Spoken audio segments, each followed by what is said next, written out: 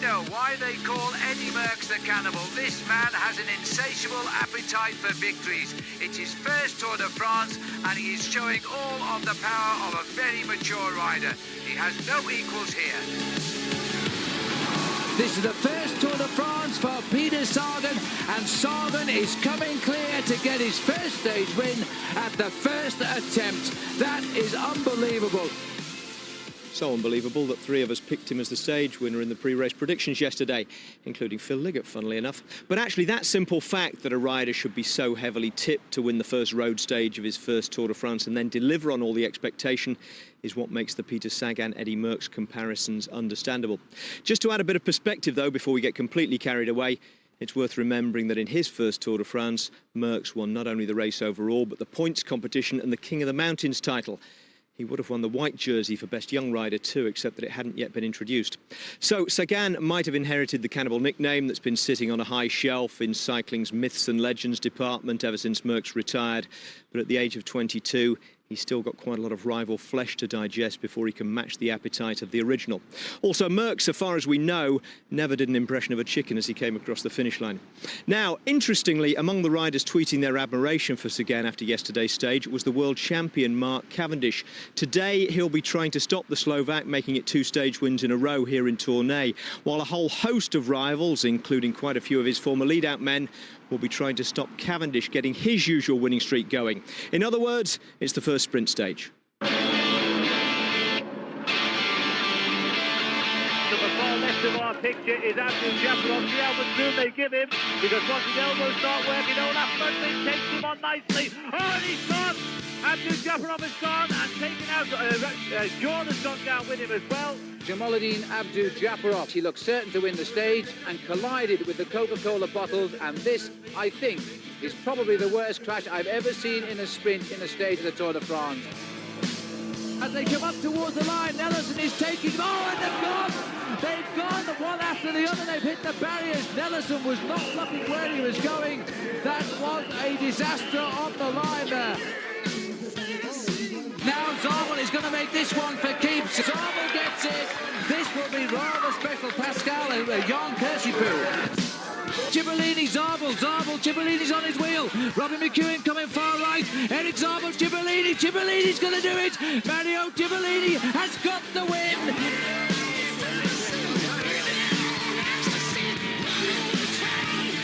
This is going to be a tremendous result. With the line, there's been a crash and a major pile up there. The riders going through, but keep your eyes on the front because Robin McEwen is taking it. McEwen always comes out best when the going gets rough.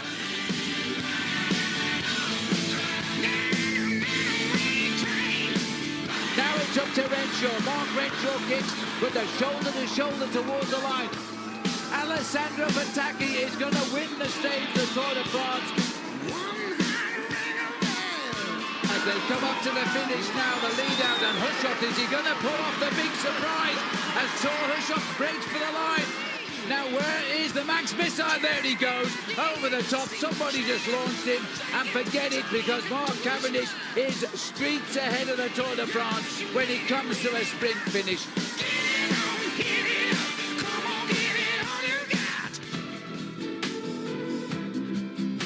Now, we can't guarantee today's stage will end the same way that montage did, especially since Mark Cavendish makes a habit of not winning at his first opportunity. 207.5 mainly flat kilometres today from Vise to Tournai. The 4th category cobble climb up to the Citadel at Namur is the only lump in the landscape. And it's heads down for the intermediate sprint at Soigny after 153 kilometres. And the big elbows out argy-bargy on the Boulevard Barra in Tournai. Cav should be easy to spot. He's in the World Champions Rainbow Hoops, and here... I think we're going to see a good sprint, 1,000 metres to go. Under they go. Liquigas team is there for Sagan. He's in the all-green jersey, number 3. Number 3, that is Sagan. He's got his teammates leading him out, but look, they're all queuing up behind him. You've got Orica Green Edge lining up. They want to try and make this for their man, and that, of course, is Matty Goss. And also mixing it in all on his own there is the white jersey with the rainbow bands around the middle, Mark Cavendish. Well, this will be interesting now. Daniel Oss is the rider on the front trying to deliver these Peter Sagan to the line. The other sprinters will not like the location of Peter Sagan. They want to take this boy down a peg or two. They're lining up behind him now. They're trying to get Goss through on the other side. Cavendish is about 7 or 8 men back here. The final lead out. Can Matty Goss, no signs at all of Farah or Renshaw. As they go to the line now, it looks to me as though it is Andre Greipel trying to get up on the shoulder of Matthew Goss as they come for the line now. And Renshaw is there in the orange jersey. This is like a sprint for the finish here. And it's Goss leading to the line. Looks over at Renshaw and Cavendish. Well, that, Phil, 12 months ago would have been the lead-out train for Mark Cavendish. Yes, Goss, Renshaw, Cavendish. The sprinters are coming out to play. That was a dress rehearsal of the finish line here in Tournai. And we're going to have a big showdown very shortly. And look at this one more time. Matthew Goss, with his power, looks over to another Australian, Mark Renshaw, in second place. And Cavendish was having a go, but he was a little bit boxed in without his normal lead-out train. Well, Greipel won't be too pleased with that result, and Sagan now knows how sprinters really sprint in this race because 3 of them got over the top of him. Well, if I can just say, Phil, from a little bit of experience, despite the fact that he's learning a fraction, Peter Sagan, when you come down to the finish and you see the big boys playing, they will be going a lot faster than they were going at this intermediate sprint, because the sprint for the finish starts about 15 to 20 kilometres out from the finishing line, and you've got to battle for position, you've got to hold your position, then you've got to try and open up the sprint down towards the end. Well, 2 Australians in the first 3 at the moment here. The boy in green here, Peter Sagan, has found himself a teammate to hide behind at the moment. It'll probably be Daniel Oss who will look after him towards the finish. A little lull in the pace, and they scurry up the outside. This is a good piece of riding by Cadel Evans, though, trying to keep out of trouble. He did it yesterday. He's at it again today. Yeah, Peter Sagan's only got 1 man with him, though, and that is Daniel Oss. And I think he's a little bit too far to the front for the moment. You've got to bide your time in a moment like this.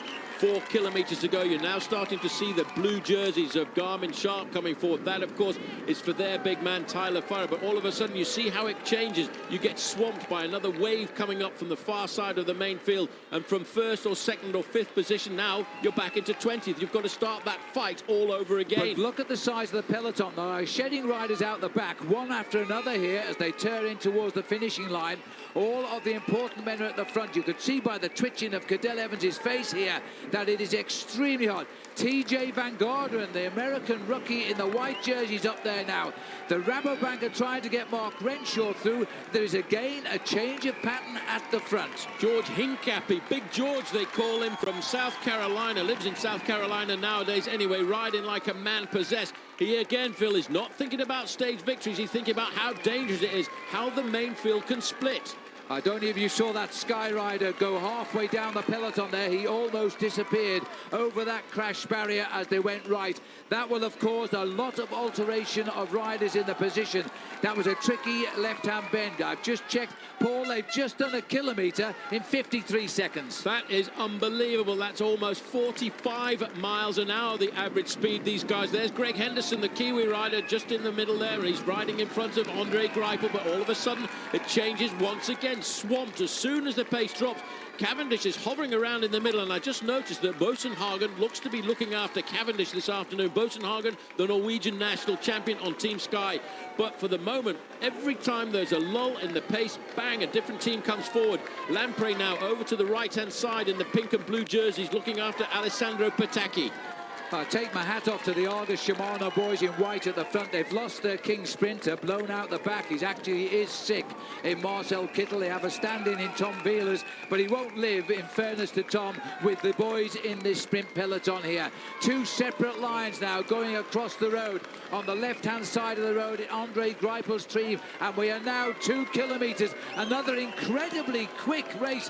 Paul, to win the sprint, you've got to hold on to this speed before you even start. You do. You've got to be riding at 45 miles an hour before you can kick it up to almost 50 miles an hour in that final explosion to the line. The last 2 kilometres, Phil, is going to take them less than 2 minutes. And you've got to zigzag around these nasty little roundabouts and stay in position. Hold your position.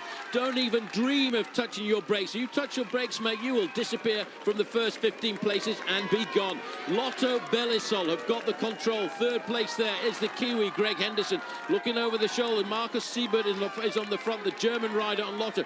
Comfortably in fourth place, Andre Greipel, but I've noticed Bernie Eisel in there. He'll be looking after Mark Cavendish. It is up to Greg Henderson, second in our picture at the moment, to lead out Andre Greipel. He's done it with great success in Australia this year. Now, can he do it here in the Tour de France in Belgium? They're now looking for the 1,000-metre red kite. And Sagan, in the green jersey, has come right up into fourth place.